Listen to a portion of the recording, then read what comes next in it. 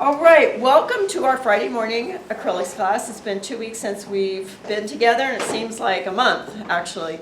But anyway, we're back, and we're continuing our John Salminen Abstract painting.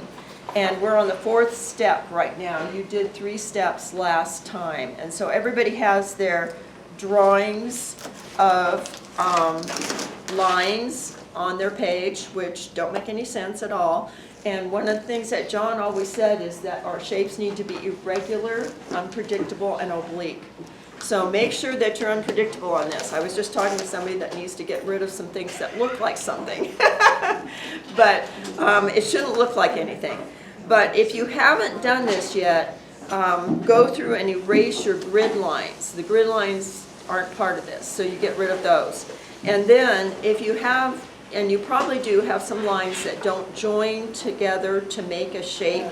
They just are kind of lines out into space that don't join to anything. Join it to something so that everything you have in here is a shape. You know, there's not just empty lines where you don't know where to go from there. So that would be the first thing that you do. Just check your paper over and make sure that all the lines join. I've gone through and done all the joining of my lines on this, and so there are always some that are kind of hanging out there. So after you do that, I want to ask, how many people in here have done a value ladder with me before? Okay, good. You're fine. If you have your value ladder at home, bring it next time because we're going to be using that throughout. But I do have these printed out. These are not very good because they're not done accurately. But this, if you have not done a value ladder, I'd like you to start by doing that. And you can just copy this and go in and put your darkest dark black up here to have this number 1 be white, and then incrementally add black to the white until you get up to here. So you have incremental shades of gray on this ladder. We're going to be using this. So you can, I've got copies up here. You can come pick up a copy. If you have one at home, you don't have to make another one now. You can just use the copy for now, but this copy is kind of bad. But anyway, but if you haven't ever done this, I'd like you to start off by doing that so you have this as a resource. And then after you finish that, I have another thing over there that looks like this. I cut these out. You'll have to cut them out yourself, and I have some scissors there if you don't have scissors. But I want you to cut out these shapes in this paper and write D on one of them and S on the other.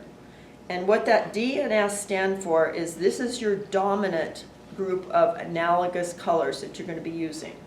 And you get to choose what those are. This is the secondary group of analogous colors. Okay? So I want you to take your color wheel, and there are 5, you can use up to 5, 3 or 5 analogous colors. And these won't be all the colors you're using because there are all kinds of shades in between these. So that's the area that you're going to do. And you're going to pick one of your 2 color wheels, either the warm one or the cool one. And then there are 12 different sets of analogous colors, and you can just take this and go around and pick the ones that you want to use. And these would be my dominant colors if I pick these. These would be my secondary colors. And I'll go into detail on what that means and how you use them. But that's just your selection. It's really important that you, in painting, that you limit your colors. You don't want to have every color on the wheel and using it equally in a painting. You might use them all, but you won't use them equally. You'll have something that dominates. So that's really important to remember. Okay, so you've got 2 things that you could be doing. If you don't have a value ladder, make one. Just copy this and make it and mix the paints so you have that number of 1 to 9, and you can put down dark, medium, and light on one side. If you do have that, go ahead and get your dominant and secondary color thing and pick those out and cut that out and start that. Okay, so that's where we're going to start.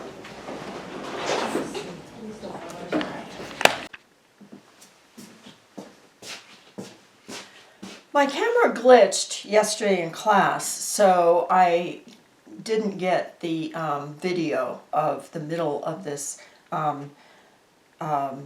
lesson. So I am going to be continuing this at home today. And so I have missed one of the steps. One of the steps that is supposed to be on here is after you have picked your colors, then you go back to your painting, and I want you to make a diagonal shape in the middle of the painting that goes from one corner of the painting to the other. It can go this way, it can be that way, it doesn't matter. But it needs to go off the page in 3 different places on 3 different sides. And I want you to take some yellow paint and just take your paintbrush and paint around this shape, following some of the lines that you have here, but you're going to be joining a lot of these lines together to make this shape. The shape should be 1/3 of the page, so that will be in the middle. And I've kind of gone on to the next step with this particular painting that you're going to see here, but you can see that it's diagonal, and you can see that it's white. And it's white because you will not be painting in that area for a while. It's going to be, we're going to do that later. But what you're going to be painting is around this shape. And you're going to use your secondary and dominant colors. The secondary colors are going to be 20% of the outside area. And so you take your secondary set of 5 colors, and I have them right here, down, and pick one. I usually start with the corner and pick about 20% of the painting to paint in that set of colors. Then go around to the other areas and paint each shape as you see them with your dominant colors. And you can also kind of mess them up as you go. You need to add texture to it, so you can add alcohol. You can use your brush, your toothbrush, to kind of meld them together so there aren't definite lines between them. And just go around and paint every single area in this. And you can see I have my dominant colors mostly in this. And the white area is completely empty right now. But after you finish painting all of these areas, kind of do transitions between them. So if you have a 1 and 2, like right in here, 1 and 2 value, you want to add a little bit more value next to it and between them to kind of meld them together. So you want to make some transitions between the two so there aren't definite lines between these shapes. So that's what we're going to do today, and I'm going to show you some of the examples of what students are working on in class today. And then that's all that we'll be doing today, and then we'll go on to the next step in the next lesson.